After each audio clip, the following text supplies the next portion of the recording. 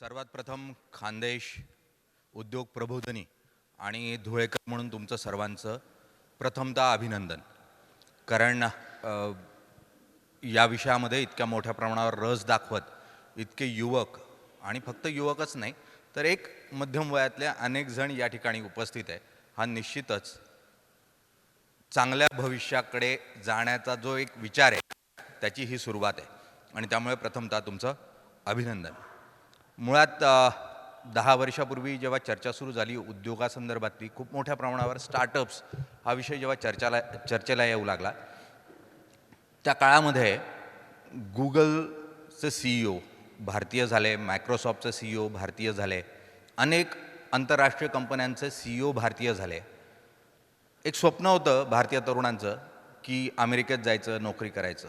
ते पूर्ण झालं. त्यानंतर ते CEO झाले. आज ते मोठ्या मोठ्या कंपन्यांचे करते धरते सर्व काही आहेत. येत्या काळामध्ये गुगल आणि मायक्रोसॉफ्ट एवढ्या मोठ्या कंपन्यांचे मालक भारतीय होतील त्याची ही सुरुवात आहे. मुळात त्यासाठीचं जे स्वप्न आहे त्याचं मूळ हे अशा छोटेखानी कार्यक्रमांमध्ये असतं. त्यातून मुख्यतः आपल्याला एक प्रेरणा मिळत जाते आणि या प्रेरणेतून व्यवसाय किंवा मग आपण ज्याही प्रोफेशनमध्ये आहोत तिथे मोठं होण्याची जिद्द निर्माण होते. 2012 साली आज ज्या स्वरूपाचं वातावरण तुम्ही अनुभवताय त्या अनुभवण्याची संधी मला 2012 साली मिळाली. मी ABP माझामध्ये राजकीय आणि बिझनेस रिपोर्टिंग अशा 2 बाजू सांभाळत होतो तत्कालीन स्टार न्यूजमध्ये, स्टार न्यूज आणि स्टार माझामध्ये. आणि त्यानिमित्तानं अनेक राजकारण्यांना सातत्यानं भेटत होतो आणि उद्योजकांनाही भेटत होतो. पण खूपच जुजबी अशी भेट होती. RBIच्या क्वार्टरली पॉलिसीज बघणं, सेबीला जाणं आणि तिथे सुरू असलेल्या डेव्हलपमेंट्स बघणं. पण त्यात खूप मोठी नकारात्मकता होती आणि त्यातून माझ्यातही एक खूप मोठा नकारात्मक असा निलेश खरे जो आहे तो वाढीला लागलेला होता. दरम्यान एक दिवस असं जाणवलं की आपण सातत्यानं प्रत्येक गोष्टीबद्दल खूप नकारात्मक विचार करतोय आणि नकारात्मकतेतून आपल्याला जे हवं ते मिळत तर नाहीच आहे पण कोणता मार्गही सापडत नाही. मुळात गोव्याला एका बातमीसाठी म्हणून गेलेलो होतो आणि गोव्याहून येताना हायवेवर गाडीमध्ये विचार सुरू होता की खूप झालं आहे हे सातत्यानं हे म्हणणं की ही संधी मिळाली नाही, हे करायला मिळालं नाही, आपल्याला योग्य पद्धतीनं कॉर्पोरेट वर्ल्डमध्ये जी संधी मिळणं अपेक्षित आहे ती मिळत नाही. आणि आता जे काही करायचं ते पॉझिटिव्हली करायचं, जे होतं आहे तर सोडायचं, आपण काहीतरी वेगळी वाट शोधायची. वेगळी वाट शोधण्याला सुरुवात झाली आणि तिथूनच मी म्हणेल की काहीतरी एक चांगलं करिअर उभं राहायला सुरुवात झाली. 2011 संपत होतं, 12 सुरू होत होतं आणि त्या टप्प्यावर वाटलं की हे खूप झापडं लावलेलं मंत्रालयात जाणं आणि आपल्याला सर्वच जण मंत्रालयातले मंत्री ओळखतात, मुख्यमंत्री ओळखतात, आपण गेलो की बाईट देतात, याचा कंटाळा आला मुळात. आणि इतर लोक ज्या स्वरूपाची पत्रकारिता मंत्रालयात करतात ती मला करणं शक्य नव्हतं. त्यातून काही अतिरिक्त एकही रुपया मिळत नव्हता. 1 तारखेला मिळणारा पगार हाच फक्त उत्पन्नाचं साधन होतं. त्यामुळे कुचंबना पण होती की घर घ्यायचं आहे पण पैसे नाही. आणि त्यातून एक असं होतं की काहीतरी वेगळी वाट शोधावी लागेल. ही वेगळी वाट शोधायची काय त्याचं उत्तर काही सापडत नव्हतं. आणि मग तिथे अचानकपणे एक दिवस संधी अशी आली की उद्योजकांच्या मुलाखती करूयात का, काहीतरी वेगळं नवीन शिकायला मिळेल. कारण या राजकारण्यांकडून खूप काही शिकायला मिळत नाही अशा स्वरूपाची मानसिकता तयार होत आलेली होती. त्यामुळे मग उद्योजकांच्या मुलाखती करण्याचा प्रस्ताव दिला की आपण मराठी उद्योजक शोधूयात. साधारण 2-3 उद्योजक समोर एक कार्यक्रम होता त्यानिमित्ताने येणार होते, सहजतेनं उपलब्ध होते. म्हटलं यांच्या मुलाखती करूयात. म्हणून मुलाखती करायचं म्हणून संपादकांना जाऊन सांगितलं. संपादकांनी म्हटलं ठीक कर, कारण त्यांना दिसत होतं की हा कुठेतरी नाराज आहे आणि याला जे करायचं ते करायला मिळत नाही. मुलाखती करण्याची संधी मिळाली आणि अगदी बोईंग कंपनीचे त्यावेळेचे व्हाईस प्रेसिडेंट हे मराठी होते, अमरावतीचे सुहासजी. त्यांना भेटलो. इतर मर्सिडीजचे Suhas Kalaskar vice president human resource बघत होते, त्यांना भेटायला संधी मिळाली. हे उद्योजक नव्हते मात्र हे बलाढ्य अशा मोठ्या कंपन्यांच्या खूप मोठ्या पदावर बसलेली या सगळ्या व्यक्ती होत्या आणि त्यांच्याशी गप्पा मारण्याची संधी मिळाली. त्यानिमित्तानं मुलाखती झाल्या, 2-3 मुलाखती झाल्या आणि त्या थोड्याशा बाजूला होत्या. आणि मग विचार आला की याची सिरीज करूयात का, तर मला परवानगी मिळाली की तुम्ही सिरीज स्वरूपात कर, एक 13 एपिसोडची सिरीज कर, बघूयात आपण कसं होतं. मूळ विषय हा होता की ठीक आहे काही, कारण मी जाऊन सांगितलं होतं मला काम काही नसतं, माझे सगळे ज्युनियर्स सध्या काम करतात, मला बातमी 10-15 मिनटात मिळते, मग उरलेल्या 8 तास 9 तास मी टाईमपास करतो, मला काहीच करायला नसतं, तर तुम्ही काहीतरी दुसरं काम तरी द्या. मग बरं बाबा तुझ्या जर काम नाही तर तू हा कार्यक्रम कर. म्हणून तो कार्यक्रम करायला सुरुवात केली आणि मी सातत्यानं असं म्हणतो की तो माझ्या आयुष्यातला टर्निंग पॉईंट होता. या निमित्तानं मी मराठी बिग बॉस नावाची 2012 साली ABP माझासाठी म्हणून सिरीज केली. दर आठवड्याला एक व्यक्ती ज्यानं शून्यातून विश्व उभं केलं आहे, उद्योग उभा केला आहे किंवा ज्यानं कॉर्पोरेट वर्ल्डमध्ये खूप मोठ्या पदावर अशी झेप घेतली आहे, अशा व्यक्तीला शोधायचं, त्याला भेटायचं आणि त्याची मुलाखत करायची. साहजिक आहे, मोठा ब्रँड बरोबर होता, त्यामुळे या लोकांपर्यंत पोहोचणं शक्य होत होतं. आणि ते सर्वचं सर्व करत असताना मग त्याचं प्रोडक्शन बघणं, त्याची लाईटिंग बघणं, त्याचं स्क्रिप्टिंगपासून तर एडिटिंगपर्यंतच्या पूर्ण प्रोसेसमध्ये काम करायला मिळालं. या लोकांना भेटत असताना सातत्यानं ती जी लोकं बोलत होती ते ऐकून एक सुप्तपणे मनावर परिणाम होत होता की आपण जे करतोय त्यात काही अर्थ नाही, आपल्याला यातून खूप काही उभं करता येणार नाही, आपण फक्त इकडची बातमी घेतो आणि तिकडे सरकवतो, नवीन काही करत नाही आणि त्यातून उभं काही राहत नाही. म्हणजे अगदी चर्चेंचा कार्यक्रम जरी केला आणि मोठे मोठे नेते बरोबर घेऊन जरी चर्चा केली तरी त्या चर्चांच्या शेवटी आउटपुट शून्य. एखादी कमेंट पास व्हायची, त्या व्यतिरिक्त काही नाही. जे त्या कार्यक्रमाच्या अर्धा पाऊण तासामध्ये भांडलेले असायचे ते गळाभेट घेऊन संध्याकाळी जेवणाला बरोबर जायचे. आउटपुट शून्य होतं. आपण जे करतोय त्यातून होतंय काय, ना समाजाचं भलं होतं आहे ना आपलं भलं होतं आहे, या मानसिकतेपर्यंत येऊन पोचलेलो होतो. आणि मग या लोकांना भेटण्याची मिळालेली संधी, यामध्ये अनेक अशा व्यक्तींना भेटलो ज्यांनी अत्यंत खडतर अशा परिस्थितीमध्ये त्यांचं आयुष्य उभं केलेलं होतं. म्हणजे मी काही वेळापूर्वी आम्ही बोलत होतो, रचना होते, अक्षयजी होते किंवा अनेक जण होते, त्यावेळेला मी आनंद देशपांडेंचं नाव घेतलं. आनंद देशपांडे हे मराठी असं व्यक्तिमत्व आहे की ज्यानं 2018-19 साली जगातल्या जे बिलिनियर्स झाले जगामध्ये किंवा भारतातून, त्यात ती व्यक्ती होती. आणि आज त्या माणसाची नेटवर्थ ही साधारण 10,000 कोटी रुपयांची आहे. पण ही व्यक्ती 2090 साली जेव्हा कॉलेजमधून बाहेर पडली त्यावेळेला व्यवसाय करायचा इतकं निश्चित होतं आणि एक 10x12च्या रूममध्ये या व्यक्तीनं आपला पर्सिस्टंट इंडिया या कंपनीची सुरुवात केली. वडील दादा देशपांडे त्यांच्याबरोबर होते, त्यांचा पाठिंबा होता. ते एका कॉर्पोरेट कंपनीत काम करत होते, पण साधारण मध्यमवर्गीय कुटुंब, पण आपण व्यवसाय करावा अशी जिद्द त्यांच्याकडे होती आणि त्यातून कंपनी उभी राहिली. आज साधारण 64 देशांमध्ये ही कंपनी काम करते. अस्सल मराठी माणसाची कंपनी. 8,000 इंजिनियर्स या कंपनीमध्ये भारतात आणि जगात काम करतात. आणि या माणसानं शून्यातून विश्व उभं केलं. अशा आनंद देशपांडेंना भेटायला मिळालं. अशोक खाडे म्हणून आहे, तुमच्यातल्या किती लोकांनी तुम्ही मे बी ऐकलं असेल, यूट्यूबवर कधी ऐका, उत्तम वक्ते आहेत, अत्यंत हलाखीच्या परिस्थितीतून सांगलीतल्या कवठे महांकाळ भागातून येतात. हा माणूस शाळेत दरवाजाबाहेर बसायचा, कारण दलित कुटुंबातून यायचा. शाळेत घ्यायचं नाही, बाहेर पायरीवर बसून शाळेतलं शिक्षण बघणं आणि त्यातून शिकणं अशा स्वरूपात शिकलेला ही व्यक्ती. घरात 18 विश्व दारिद्र्य, म्हणजे इतकं की दूध नाही म्हणून पिठात पाणी टाकून दूध म्हणून पिणं इथपर्यंतची वाईट परिस्थिती.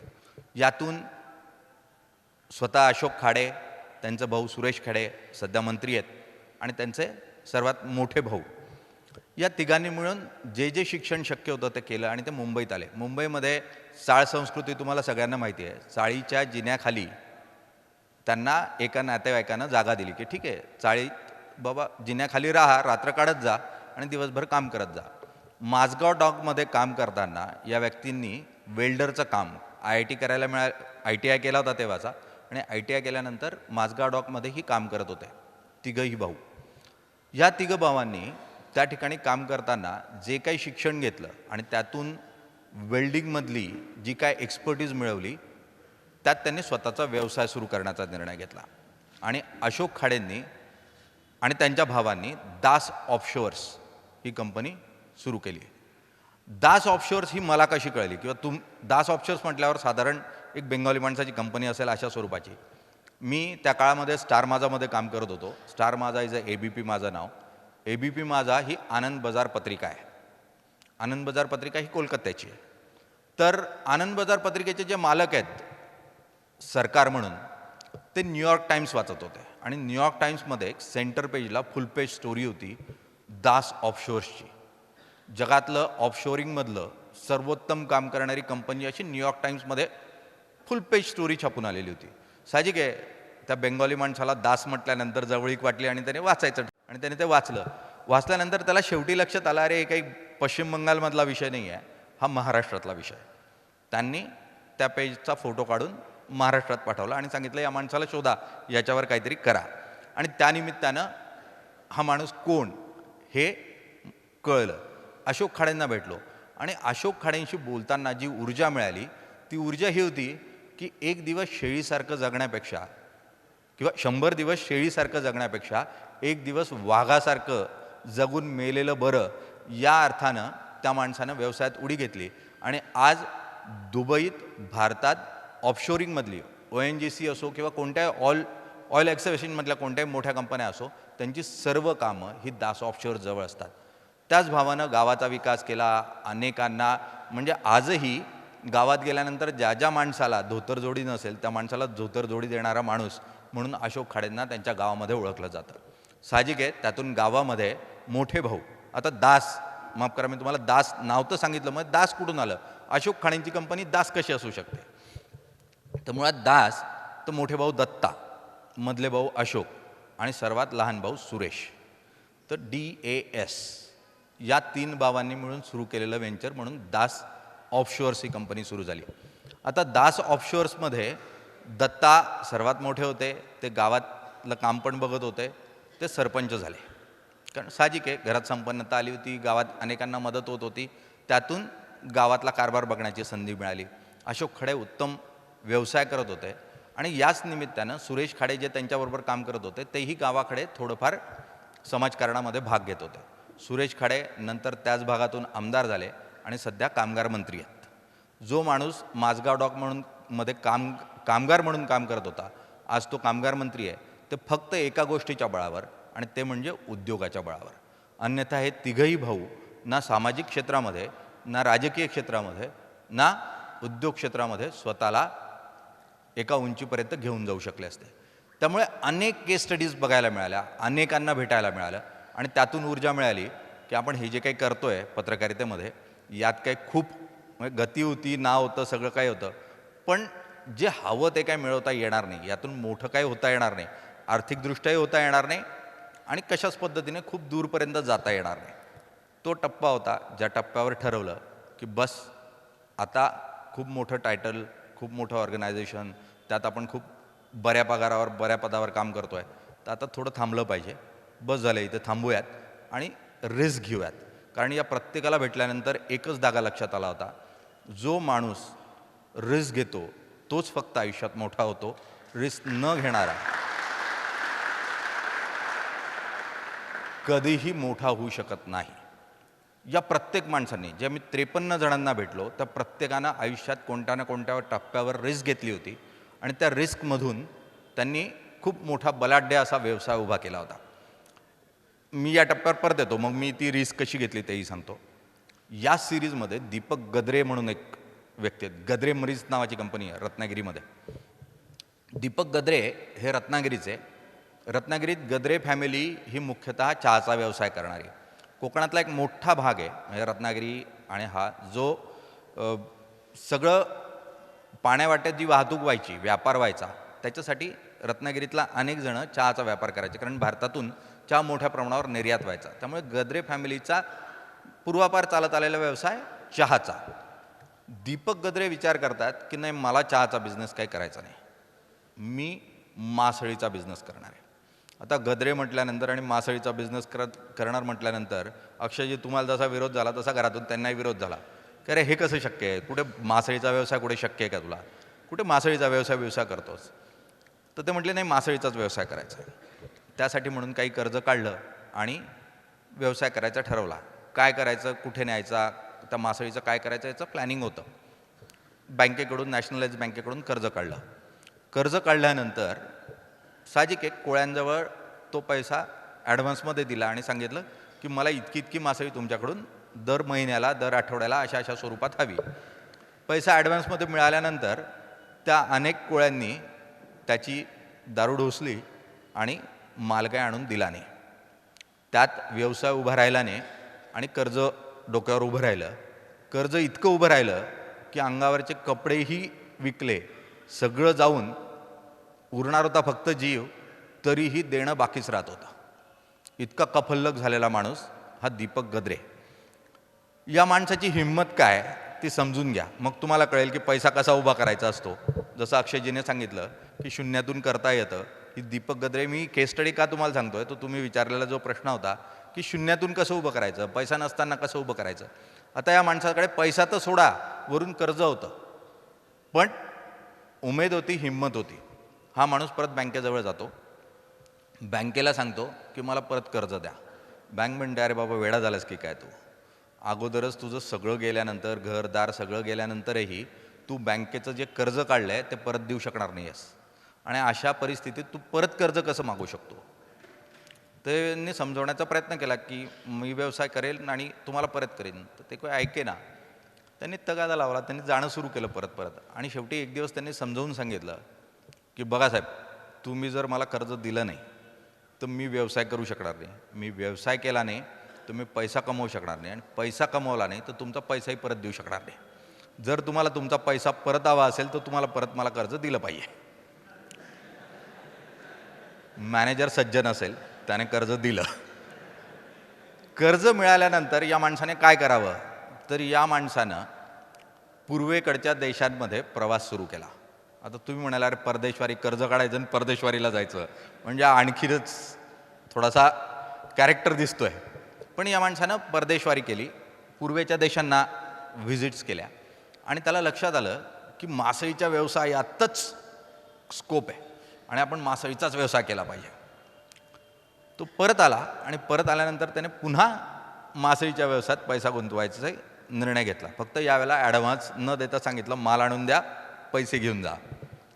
त्या मासळीचा पल्प काढायचा, म्हणजे जो आतला गर असतो तो काढायचा, हाड काढून फेकून द्यायचं, आणि तो जो गर आहे त्याचा लगदा तयार करायचा. आपण कणकेचा जसा गोळा तयार करतो तसा गोळा तयार करायचा, आणि तो गोळा पॅक करून पूर्वेकडच्या राष्ट्रांमध्ये निर्यात करायचा. It's a beginning.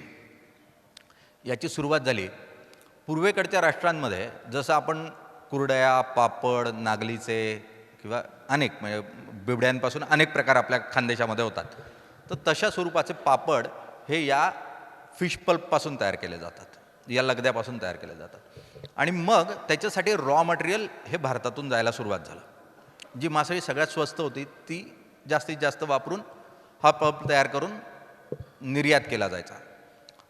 आज म्हणजे ज्या टप्प्याला मी भेटलो 2012ला, त्या टप्प्याला दीपक गद्रे यांचा व्यवसाय 700 कोटी रुपयांचा इयरली टर्नओव्हर करत होता. हा माणूस कोणत्याही राजकीय लागेबांध्यांशी जोडलेला नाही, कोणालाही राजकीय फंडिंग करत नाही, कोणत्याही राजकारणाला उभं करत नाही, पण प्रामाणिकपणे व्यवसाय करतो. आणि इन्कम टॅक्सचे कितीही ऑफिसर हे सर्च रिपोर्ट काढायला आले तर त्यांच्यासमोर ओपन फाईल देतो, म्हणतो मी घरी जातो, तुम्ही चेक करा, काय सापडलं तर मला सांगा. त्यामुळे तो कोणालाही, कारण त्यांनी इतकी वाईट परिस्थिती बघितली आहे की तो आता त्या राजकारण्यांनाही कधी उभं करत नाही किंवा खूप काही त्यांना घाबरत नाही, कारण तो खूप वाईट परिस्थिती बघितलेली. बरं, त्यांच्याशी गप्पा मारताना मला लक्षात आलं, ते म्हटले की निलेश, ठीक आहे, आत्ता आपण 700चा व्यवसाय करतोय, 700 कोटीपर्यंतचा, पुढच्या टप्प्यात हा खूप वाढेल आणि यासाठी म्हणून माझं प्लॅनिंग आहे. तर म्हटलं कशा स्वरूपात, तर ते मला म्हटले की आतापर्यंत मी इतकी वर्ष करत आलो, 18-20 वर्ष झाले हा व्यवसाय करतो आहे, आणि या मासळीचा पल्प काढल्यानंतर जी आतली हाडं असतात, काटे असतात बेसिकली, ते टाकून दिली जातात. मग ते टाकून त्याचं डंप केलं जातं किंवा कचऱ्यात टाकल्या जातात. एका परदेशवारीमध्ये त्यांना लक्षात आलं की याच्यापासून येणारं जे ऑइल असतं त्याची मेजर मागणी आहे, आणि फिश ऑइल हे बेसिकली इथून तयार होतं आहे. आता ते फिश ऑइल काढायचं कसं, आता लगदा काढणारा माणूस, म्हणजे मुळात फिश पल्प काढणारा माणूस, तर ऑइल कसं काढायचं, ऑइल काढायचं कसं, तर पुण्यामध्ये नॅशनल केमिकल इन्स्टिट्यूट आहे. हे तिकडे गेले आणि तिकडे जाऊन त्यांना म्हटलं की मला आहे ना असं असं ऑइल काढायचं आहे, याच्यासाठी काय मदत करू शकता सांगा. त्याने सांगितलं ठीक आहे, आम्ही तुम्हाला मशिनरी काय लागेल ती तयार करतो. त्यांनी 1-1.5 महिन्यामध्ये त्या स्वरूपाचं एक मशीन तयार केलं आणि त्यांना ते मशीन दिलं. ते मशीन त्या काळामध्ये त्यांना फक्त 45,000 रुपयात मिळालं, छोटेखानी. ठीक आहे, त्याचं मोठं स्वरूप तयार केलं गेलं असेल 4 लाखात, 5 लाखात, 10 लाखात मिळालं असेल. त्या व्यवसायाचं रूप त्यावेळेला ते मला म्हटले होते की आज मी फिश पल्प 700 कोटीचा निर्यात करतोय. जर हे ऑइल मी सक्सेसफुली एक्स्ट्रॅक्ट करू शकलो, जे एक्स्ट्रॅक्ट होतं आहे, तर माझा व्यवसाय 2,000 कोटी रुपयांचा असेल. जे टाकाऊ होतं त्यातूनच व्यवसाय साधारण 1200 ते 1300 कोटी रुपयानं वाढणार होता आणि निश्चितपणे हा व्यवसाय पुढच्या टप्प्यामध्ये वाढीला लागला. आज त्यांचा मुलगा व्यवसाय बघतो, तेही बघतात. त्यांच्या मुलानं परदेशातून याच क्षेत्रातलं उत्तम असं शिक्षण घेतलं आणि आता ते फिशपासून, म्हणजे खेकडा जिवंत नाही ठेवू शकत, तर मग खेकड्याच्या आकाराचा फिश पल्प किंवा अशा स्वरूपाचे मोल्डेड सी फूड्स असतं, ते मोल्डेड सी फूड तयार करतात आणि ते सर्वचं सर्व परदेशात निर्यात करतात. त्यांचा 1%ही माल हा भारतात विकला जात नाही. त्यांचं टार्गेटच क्लिअर आहे की माझा ग्राहक हा परदेशातला आहे, मला भारतात मालच नाही विकायचा. आज उत्तम पद्धतीनं ते व्यवसाय करतात. आता मी तुम्हाला सांगतोय तर तुम्हाला निश्चितपणे त्यातून एक ऊर्जा मिळत असेल, तर तुम्ही विचार करा मी अशा लोकांना प्रत्यक्ष भेटल्यानंतर मला किती ऊर्जा मिळाली असेल. साहजिक आहे ही ऊर्जा अशाच लोकांना भेटल्यानंतर, त्यांच्याशी बोलल्यानंतर मिळते. आणि त्यामुळे विभांडिक सर किंवा खानदेश प्रबोधिनी तुम्ही ज्या स्वरूपाचं काम करताय ते यासाठी महत्त्वाचं आहे. ती ऊर्जा जी असते ना, ती ऊर्जा पास ऑन होते, ती पॉझिटिव्हिटी पास ऑन होते आणि त्यासाठीचं हे व्यासपीठ महत्त्वाचं आहे. त्यामुळे मी पुन्हा तुम्हा सर्वांना आणि प्रबोधिनीला खूप खूप शुभेच्छा देतो. आता तुम्ही म्हणाल या टप्प्यावर आपण आलो आहोत, ठीक आहे, आता हे सगळंचं सगळं इतरांचं ऐकलेलं, बघितलेलं, बोललेलं आणि त्यातून मिळालेलं, पण मग तुम्ही काय केलं त्याचं? सर्वात महत्त्वाचं असतं. आपण ऐकतो खूप किंवा समजून खूप घेतो किंवा बोलतो पण खूप, पण स्वतःच्या आयुष्यात त्याचा काही उपयोग झाला का? कारण ते सर्वात महत्त्वाचं असतं. कारण आपण अनेकांना भेटतो. माझे एक जुने बॉस होते 5-7 वर्षापूर्वी, हे जो बिग बिझनेसमॅन. तर ते नेहमी म्हणायचं आहे की माझी याच्याशी ओळख आहे, त्याच्याशी ओळख आहे, यांना ओळखतो, त्यांना ओळखतो. तर ते त्यांच्या सहकाऱ्यांना म्हणायचे का, अरे तुम्ही किती जणांना ओळखता हे महत्त्वाचं नाही आहे, तो माणूस तुमच्यासाठी काम करणार आहे का ते महत्त्वाचं आहे. तुमची ओळख कधीच काही कामाची नसते. तो माणूस, त्या ओळखीचं रूपांतर जर तुम्ही व्यवसायामध्ये किंवा त्याच्या किंवा तुमच्या दोघांच्या फायद्यासाठी करू शकलात तर ती ओळख महत्त्वाची, नाहीतर ती ओळख शून्य आहे. त्यामुळे आपण जे ऐकतो, ज्या लोकांना भेटतो, त्यांचा आपण व्यवसाय वाढीसाठी टीम म्हणून कसा वापर करू शकतो तेही विचार करणं खूप गरजेचं आहे. आता या ऊर्जेचा वापर माझ्यासाठी म्हणून कसा झाला, मला कसा फायदा झाला.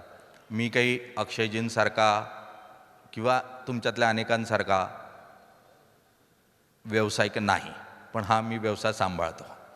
मी एंटरप्रेन्योर नाही आहे, मी इंट्राप्रेन्योर आहे. तर मग विषय असा आला की ठीक आहे, आता आपण रिस्क घेतली पाहिजे. कारण या सगळ्यांनी रिस्क घेतली, जर मी रिस्क नाही घेतली तर मग काय उपयोग नाही या सगळ्या गोष्टीचा. ही सिरीज तोपर्यंत 2013 संपत आलं होतं. 2014ची निवडणूक होती. साहजिक आहे, मी पॉलिटिकल रिपोर्टर असल्यामुळे 2014ची निवडणूक संपवू आणि मग काय ते करू असं मनात निश्चित होतं. 2014ची निवडणूक झाली, राज्यातलं सरकार पण बदललं आणि शेवटचं नागपूरचं अधिवेशन कव्हर करत असताना सातत्यानं असं वाटत होतं, यार किती वर्ष झाले नागपूर अधिवेशनाला येतो आहे, 20-20 दिवस राहतो आहे, नागपूर जवळजवळ सगळं पाहून झालं आणि नागपुरातली थंडी पण सगळी जेवढी एन्जॉय करायची तेवढी पाहून झाली.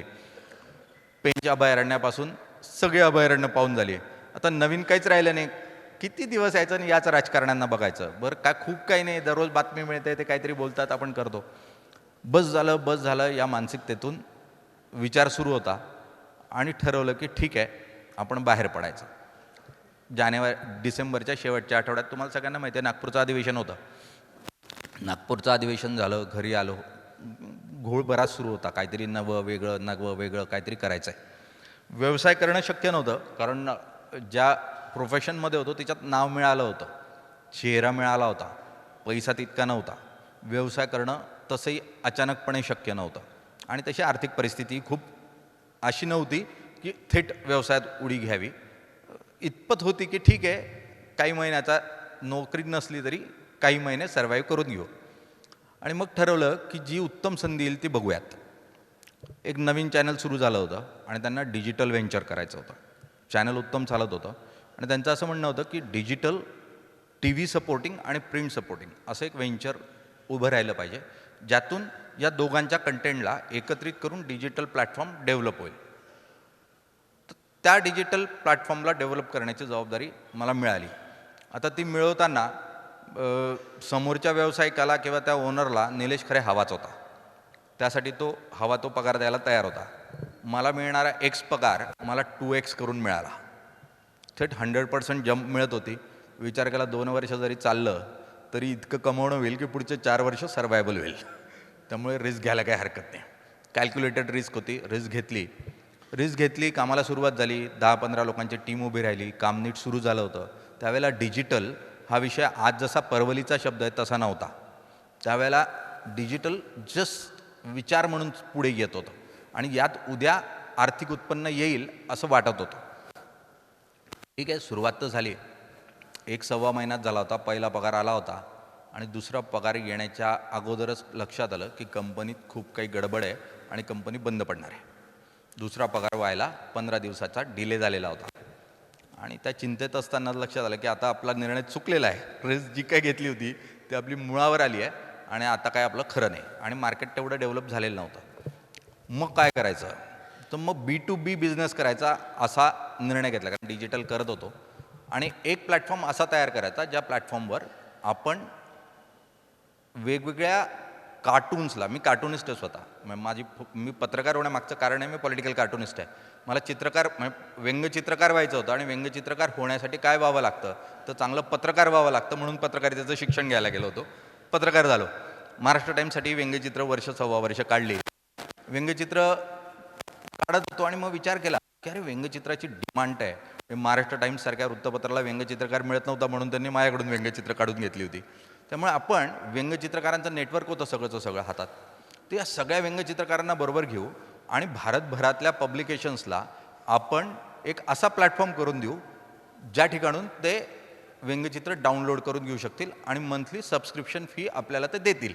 ठीक आहे, 30,000 35,000 जरी मिळाले पर सबस्क्रिप्शनचे तरी त्यांना उत्तम अशा 1,000 2,000 5,000 कार्टून्सचा साठा तिथे उपलब्ध असेल आणि दररोज व्यंगचित्र तिच्यावर अपलोड होतील. त्यामुळे साहजिक आहे, कारण एक व्यंगचित्रकार लाखभराच्या खाली तर काही मिळत नाही. चांगला व्यंगचित्रकार, उत्तम व्यंगचित्र मिळाले तर लोक आपल्याकडे सबस्क्राईब करतील. असं मॉडेल तयार झालं. त्याच्यावर काही इन्व्हेस्टमेंट केली, प्रोसेस केली आणि एक प्लॅटफॉर्म उभा करायला सुरुवात केली. प्लॅटफॉर्म उभा राहत आला होता.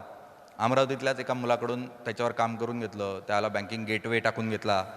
2014-15चा टप्पा, 15च्या टप्प्यामध्ये. आणि तितक्याच समोरून आणखी एक ऑफर आली की आमच्याकडे याल का? तर मी म्हटलं हरकत नाही, पण तुम्ही ती संस्था मला का घेईल? तर नाही म्हणे, तुमचं नाव सुचवलं आहे तर तुम्ही येऊन भेटा. भेटलो. मालकाने सांगितलं उद्यापासून जॉईन करा. अत्यंत वाईट परिस्थितीत होतो, कारण ही नोकरी 1-2 महिन्यात जाणार हे निश्चित होतं. ही कंपनी बंद पडणार. मी म्हटलं चला, देवच पावला, देव मदतीला धावून आला, काहीतरी मिळतंय घेऊन टाका. तिथे चुकलो.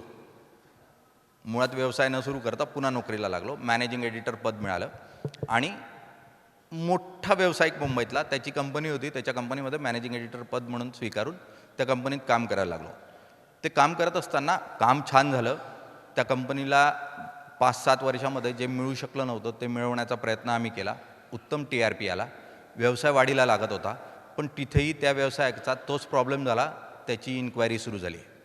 याच्या अगोदरचाही जो मालक होता त्याचीही इन्क्वायरी झाली आणि तो कोठडीत होता. म्हटलं आपलं नशीबच फुटकं आहे. दरवेळेला गेलं की काहीतरी गडबड होते. आता तुम्ही म्हणाल तुम्ही जाता त्याच्यामुळे काय झालेलं नव्हतं. 2 वर्ष उत्तमपणे तिथं काम सुरू होतं आणि मग तिसरी ऑफर आली. मोठं नेटवर्क होतं आणि त्या नेटवर्कमध्ये एक्झिक्युटिव्ह एडिटर म्हणून जॉईन व्हा अशा स्वरूपाची ऑफर आली. उत्तम पगारवाढ मिळालेली होती. सगळं काही मिळालं होतं. गाडी, ड्रायव्हर सगळं मिळालं होतं. म्हटलं हरकत नाही, चला नवं काहीतरी करायला मिळतं, आपण करूयात. तिथे जॉईन झालो आणि 8व्या-9व्याच दिवशी लक्षात आलं की मॅनेजमेंट ही कोणावरच विश्वास न ठेवणारी आहे. आणि त्यांनी आणखी 2 जणं, एक माझ्या पॅरलल आणि एक माझ्या डोक्यावर, अशी 2 माणसं आणली. त्यातला पॅरलल माणूस ओळखीचा होता, त्याच्याबरोबर जुळवून घेणं शक्य होतं. तुम्ही ज्यावेळेला अधिकार पदावर जातात ना, त्यावेळेला अनेक अडचणी असतात. कारण तिथे प्रत्येक निर्णय हा निर्णय घेताना जर तो सोल रिस्पॉन्सिबल तुम्ही असलात तर तुम्हाला खूप सोपं होत जातं. पण जर पॅरलल सिस्टीम असल्यात तर पॅरलल सिस्टीममध्ये तुम्हाला निर्णय घेणं कठीण जातं. मित्रच होता जो होता तो बरोबर, त्याच्याबरोबर जुळणं शक्य होतं. मात्र एक उत्तर भारतीय व्यक्ती आमच्या डोक्यावर येऊन बसली, ज्याला महाराष्ट्र शून्य कळत होता आणि तो नको नको त्या गोष्टींची डिमांड करायला लागला. आणि इतकी वाईट परिस्थिती आली की जो बरोबर आलेला होता, जो त्यानेच आणलेला होता, त्याने 1 महिन्यात नोकरी सोडून पुन्हा ज्या कंपनीत होता त्या कंपनीत गेला. आणि मी आता आपल्याला काहीच पर्याय नाही, आता तर कोणी घेणार नाही आपल्याला, अशा परिस्थितीमध्ये, वाईट परिस्थितीमध्ये काम करत होतो. एक टप्पा असा आला की आता शक्य नाही, 3 महिने पूर्ण झाले आहेत आणि यानंतर आता या कंपनीत काम केलं तर निश्चितपणे आपली तब्येत खराब होईल. आता पगार नाही मिळाला तर चालेल, पण आपण तब्येत सांभाळू. म्हणून ती कंपनी सोडण्याचा निर्णय घेतला. जो सहकारी माझ्याबरोबर होता त्याला फोन केला की अरे 15 ऑगस्ट जवळ येतं आहे, स्वातंत्र्य मी कोणत्याही परिस्थितीत 15 ऑगस्टच्या आत मिळवेल आणि ही कंपनी सोडेल. तो म्हटला अरे मला वाटलेलं की मी सोडल्यानंतर तुला तरी चांगली वागणूक मिळेल. म्हटलं अरे नाही, तसं काही नाही आहे, खूपच वाईट आणि वर्स्ट सिच्युएशन सुरू आहे. परत देव धावून आला, मित्राचा फोन आला की अरे आमच्याकडे काही डेव्हलपमेंट सुरू आहेत, काय चाललं आहे तुझं? म्हटलं मजेत चाललं आहे. तर आता समोर त्याला काय सांगणार ना, वाईट चाललं आहे म्हणून मजेत चाललं आहे. अरे ते विचारलं आहे चेअरमन सरांनी की तू इच्छुक आहेस का? तर म्हटलं हो, पण तुझ्याकडे अधिकार दिलेत, मला कळलं, तुझ्याकडे सर्व. नाही नाही, तू येणार असेल तर मी सोडीन म्हणले. म्हटलं बरं, पण मला काही प्रॉब्लेम नाही तुझ्या हाताखाली काम करायला. मी अशी परिस्थिती की बेरोजगार, त्याला काय म्हणतो, तुझ्या हाताखाली पण काम करायला तयार आहे, बघ असेल तर. तर म्हटलं नाही नाही, तू भेटून घे चेअरमन सरांना. मग मी सांगू का भेटणार? म्हटलं हां भेटतो. लोणावळ्याच्या फार्म हाऊसवर रविवारची मीटिंग ठरली, मी भेटायला गेलो. उत्तम असा माणूस, ज्या माणसाला भेटल्यानंतर मी त्यांच्याशी बोलणं झालं, बेसिक बोलणं झाल्यानंतर 5-7 हजार कोटी रुपयांचा सहज तो नेटवर्थ असलेला माणूस. तर माणसाने मला विचारलं की आपण जेवण करूयात? म्हटलं हा चालेल. म्हणे खाली बसलं तर चालेल का? म्हटलं चालेल, उत्तम, काही हरकत नाही. मांडी वाळून आम्ही जेवायला बसलो, छान चर्चा झाली. त्याच दिवशी त्या माणसाने मला मॅनेजमेंट ग्रुपमध्ये ॲड केलं आणि जिथून सुटका हवी होती ती आपसूक सुटका झाली. हा टप्पा आयुष्याचा सर्वात महत्त्वाचा टप्पा होता. कारण ज्या संस्थेनं मला प्रवेश दिलेला होता ती संस्था 10 वर्ष झाली त्या व्यवसायात होती आणि दरवर्षी 15 कोटी रुपयांचा नेट लॉस क्रिएट करत होते. आणि 10 वर्षात 150 कोटी रुपयांचा लॉस हा कंपनीनं सहन केलेला होता. मदर कन्सर्न जी होती ती खूप मोठी होती, 700-800 कोटी रुपयांचा टर्नओव्हर होता. त्यामुळे त्यांच्या त्या पूर्ण प्रक्रियेमध्ये हा 10-15 कोटीचा लॉस जो आहे तो मर्ज होत होता एक्सपेन्समध्ये आणि ते चालवत होते तो व्यवसाय. मात्र ते कंटाळले होते तो व्यवसाय करायला. आणि त्यांनी मला फक्त एकच सांगितलं चेअरमनने, तुमच्याकडून आशा आहे, जर तुम्ही केलं तर ठीक, नाही तर मी हे बंद करीन. कारण ते कंटाळले होते इतका मोठा लॉस सहन केल्यानंतर. मी म्हटलं ठीक आहे, आता मला काही पर्याय नव्हता. म्हटलं ठीक आहे, हो सर करूयात आपण, काहीच हरकत नाही. आणि त्या कंपनीचं काम माझ्याकडे आलं. कामाला सुरुवात झाली. 5-7 लोक आणि आउट हाऊसमध्ये बसावं अशा स्वरूपाच्या एका ऑफिसमध्ये आम्ही 5-7-8 लोक काम करायला लागलो. कंपनी खूप मोठी होती, पण तो डोलारा सांभाळत आणि लॉस सांभाळत ते इतके विटले होते की त्यांनी ते ऑफिस 10x12, 10x15च्या रूममध्ये आणून ठेवलं होतं आणि तिथून ते चालवत होते कसं तरी. कामाला सुरुवात झाली आणि पहिल्या दिवसापासून याला नीट रूपडं द्यायचं असं ठरलं. एकाच महिन्यामध्ये चेअरमन सरांचा फोन आला की निलेश, मला उत्तम फीडबॅक येतो आहे, लोक म्हणत आहेत की संस्था चांगली, अगदी म्हणजे न्यूज चॅनल वाटायला लागलं आहे, तर तू चांगलं करतो आहेस.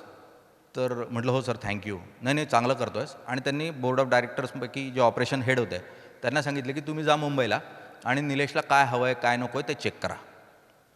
ते आले, त्यांनी विचारपूस केली आणि म्हटलं की काय हवं आहे तुम्हाला आता, काही इन्फ्रास्ट्रक्चर, कारण 10 वर्ष जुनं होतं, इन्फ्रास्ट्रक्चर चुकीचं सगळं खराब झालेलं होतं आणि आता तुम्हाला काही नवीन इन्फ्रास्ट्रक्चर हवं आहे का, अशी सगळी विचारपूस केली. मी त्यांना सांगितलं की ही टेक्नॉलॉजी मिळाली तर आम्हाला सोपं जाईल आणि ऑफिस आम्हाला थोडंसं चेंज करून हवं आहे, वरचा माळा आपला रिकामा आहे, जुनं होतं तिथेच आम्ही जाऊ. त्यांनी म्हटलं तर जुन्या जागेत जाऊ नका, ती जुनी जागा मनहूस आहे, 10 वर्ष तिथे काहीच झालेलं नाही आहे. त्यांनी दुसऱ्या गोष्टी दाखवल्या, पण तिथे इन्फ्रास्ट्रक्चर तयार करायला खूप कॉस्ट येणार होते. तर मी त्यांना काय म्हटलं की सर, हे नवं इन्फ्रास्ट्रक्चर उभं करताना खूप कॉस्ट जाईल. मी हट्टानं त्यांना म्हटलं ती जुनीच जागा द्या. आता ती जुनीच जागा द्या म्हणताना ते थोडेसे अडखळत होते. ते म्हणत होते, 10 वर्षात या जागेत काही झालेलं नाही, कुठे जाता परत त्या जागेत. म्हटलं नाही सर, करू आम्ही. आणि आम्ही ती जागा पुन्हा दुरुस्त केली.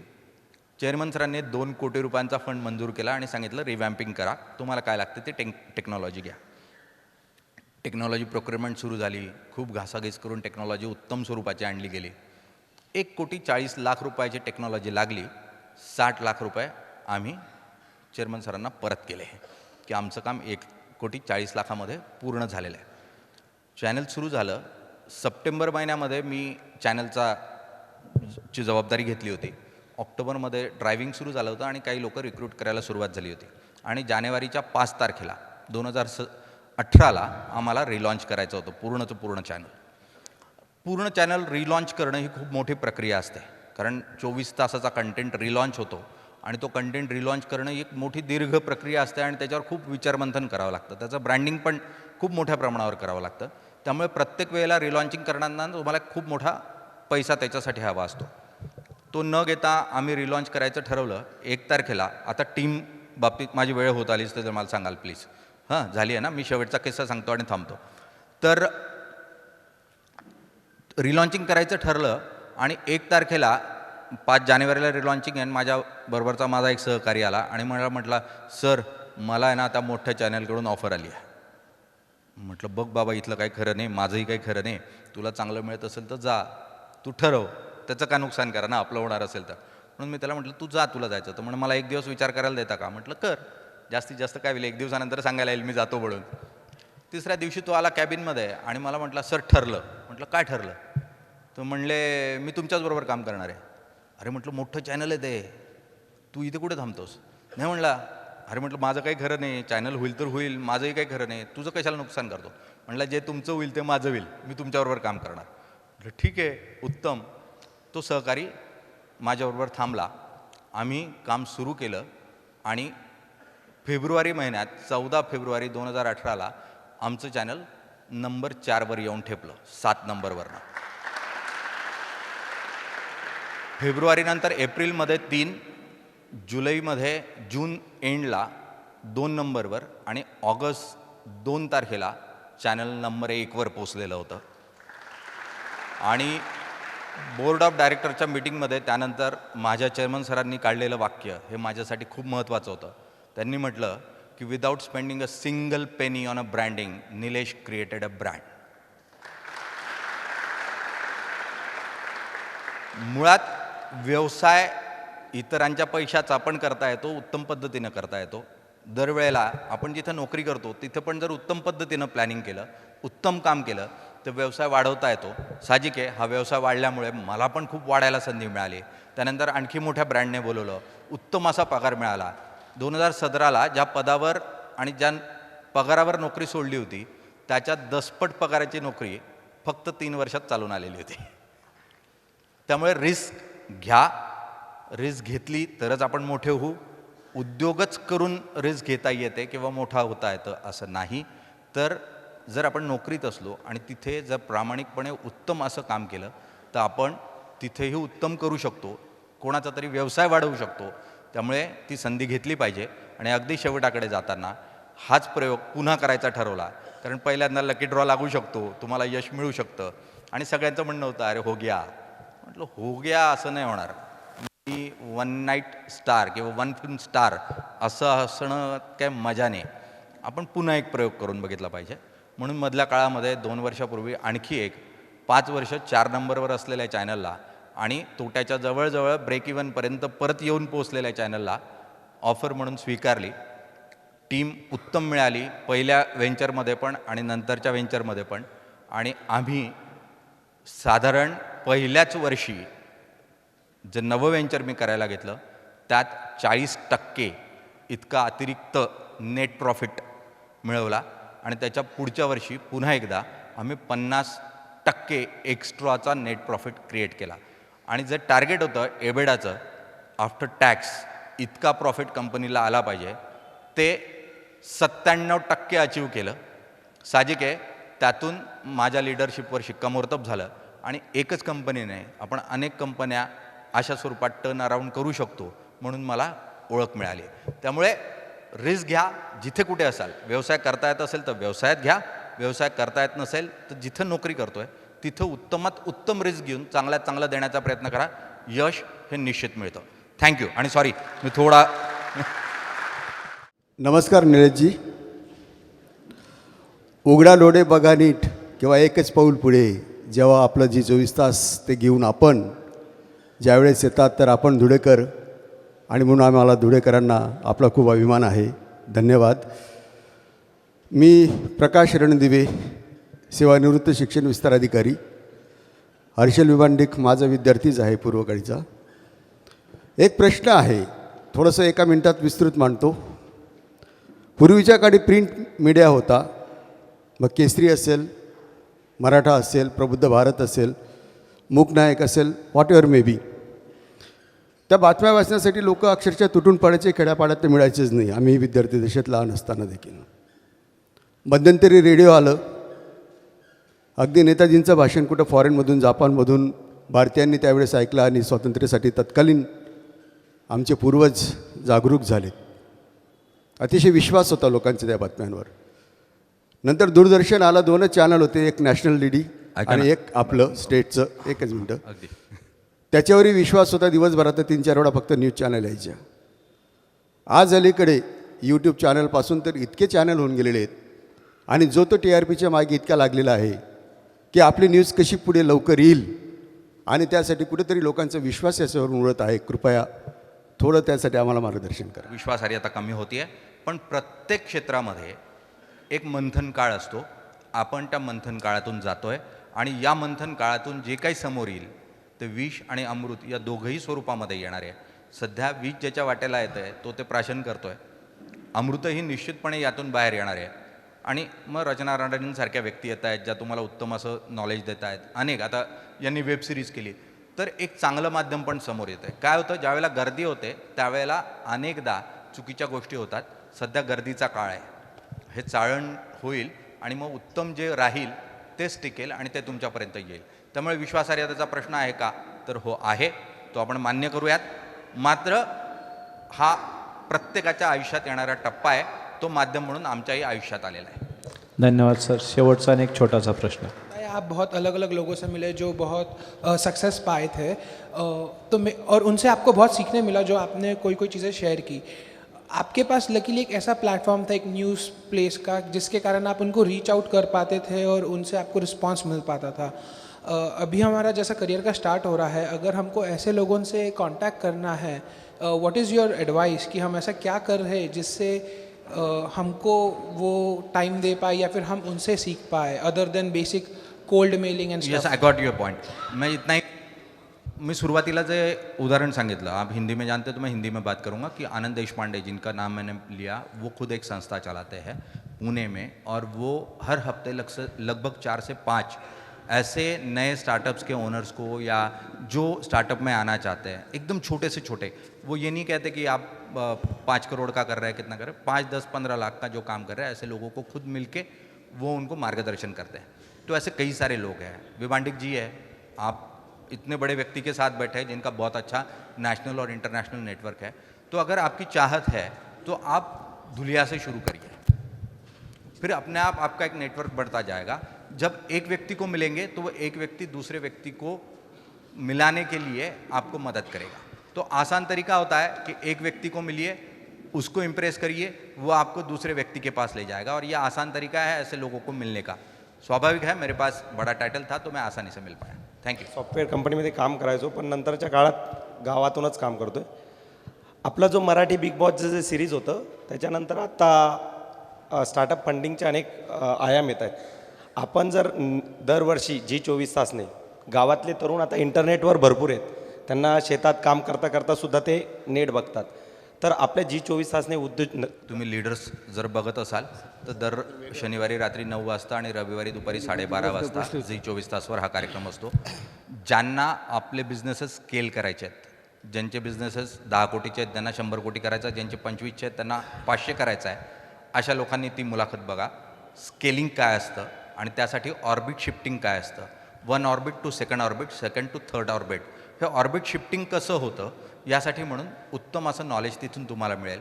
बोर्ड ऑफ डायरेक्टर्स का करणं गरजेचं आहे, बोर्ड का करावे याचं नॉलेज तुम्हाला मिळेल. त्यामुळे जर शक्य असेल तर आत्ता बघा, नंतर यूट्यूबवर बघा, पण अशा मुलाखती या निश्चितपणे होतात. तुम्ही जर माझ्या फेसबुकवर किंवा थोडं लक्ष ठेवलं तर तुम्हाला साधारण त्याची वेळ मिळू शकेल. सध्या फक्त आंतरप्रिनर्स नाही आहेत किंवा उद्योजक नाही आहेत, वेगवेगळ्या क्षेत्रातले उत्तम काम करणारे लोक जे आहेत त्यांच्या मुलाखती आहे. पण मी तुम्हाला एक रिक्वेस्ट करीन, छोटीशी, मी वेळ घेतो आहे पण मला गरजेचं वाटतं. अक्षयजींना आपण ऐकलं किंवा या अगोदरच्या पण लोकांना आपण जेव्हा ऐकलं, तुम्हाला आहे ना मार्केटिंग बेसिक स्किल्स शिकणं गरजेचं आहे. आर्टवर्क तुम्हाला कळले पाहिजे, कलर कॉम्बिनेशन्स कळले पाहिजे, ब्रँडिंगचं बेसिक नॉलेज आलं पाहिजे. उद्योग करायचा तर त्याची मांडणी करता आली पाहिजे, ते उत्तम पद्धतीनं समोरच्याला देता आलं पाहिजे.